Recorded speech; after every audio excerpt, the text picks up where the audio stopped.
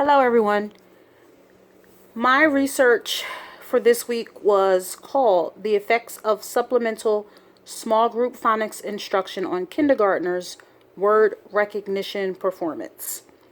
So the purpose of this research was to examine the effects of phonics instruction on improving reading skills for kindergartners.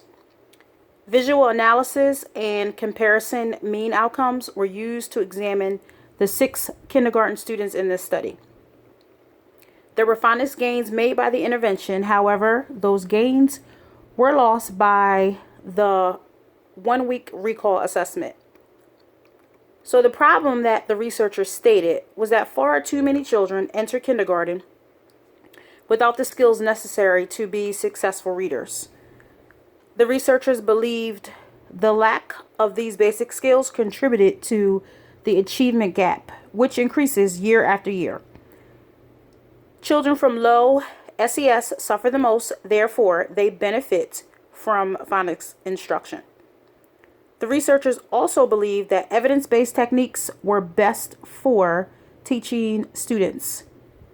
So they suggested that teaching in small groups using flashcard, drill, and practice was most effective. They did mention some literature, so their main focus was on Agramonte and Bifori 2002. So that was the only study mentioned in this research. And their study consisted of presenting 21 consonant letters with an accompanying picture. The students were taught how to perform the tasks, and the flashcards were used until the skill was mastered. Agramonte, I think that's how you say it, and Bifori 2002 used a multiple baseline design to evaluate the effects of intervention. And in this particular study, all of the students made significant gains. The authors of the original study also mentioned that these were the only, Agramonte and Bifori, they were the only ones who did flashcards with kindergarten students. So that's why they used this research in their literature review.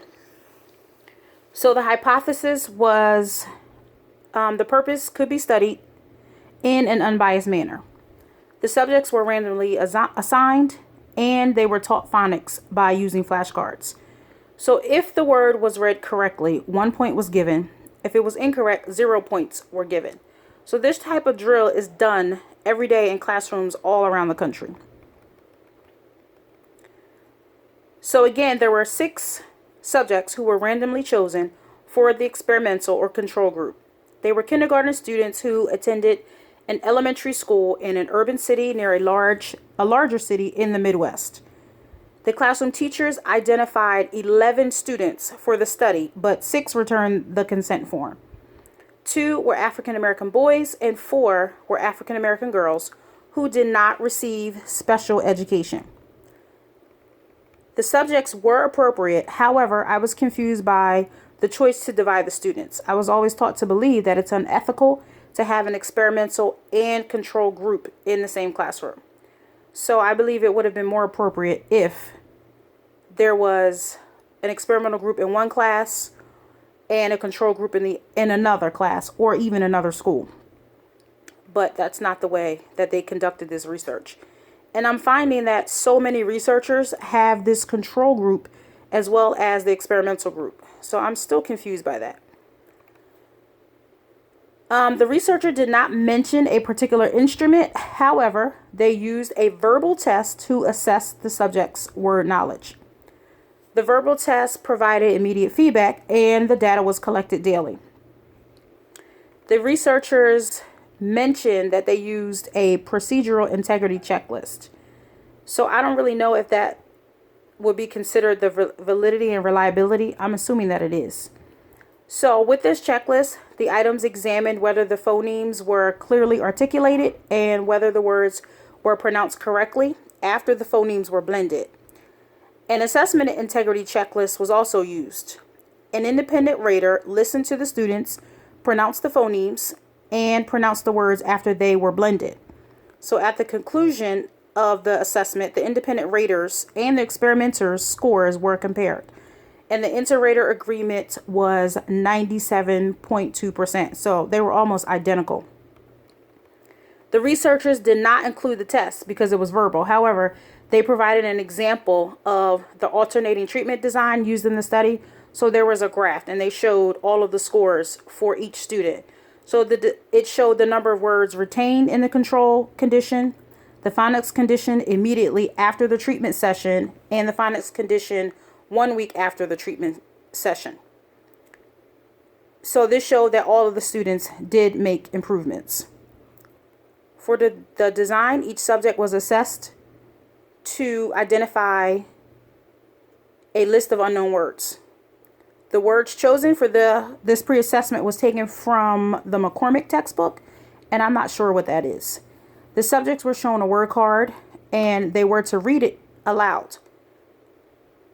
If they said it correctly, they received their point, and if they didn't, they didn't receive a point, and the word was moved to the list to be taught. So they read 26 words in total. 6 were the control words. The subjects repeated this task prior to beginning the intervention each week. So after compiling a list of unknown words, the small group instruction began. The interventions took place once a week for 5 weeks. This research design is appropriate because it compares the interventions and it immediately shows which intervention is more effective. The design provides information about changes from pre-treatment and treatment. I believe this study can be replicated by other researchers because you're just simply compiling flashcards with target words appropriate for the students. And you may not use the words from the McCormick textbook, but you can use your own words. The data analysis section, the procedures were appropriate for this quantitative study. The researchers were able to test the subjects prior to the intervention, during the intervention, and after the intervention. They were able to compare the phonics intervention with the control group. And the researchers also tested the retention 1 week after the intervention. They did mention that the students did lose some of the words that they had learned. The researchers concluded that phonics instruction for students as young as kindergarten was effective at improving words recalled immediately following the instructional period compared to pretest and control word performance.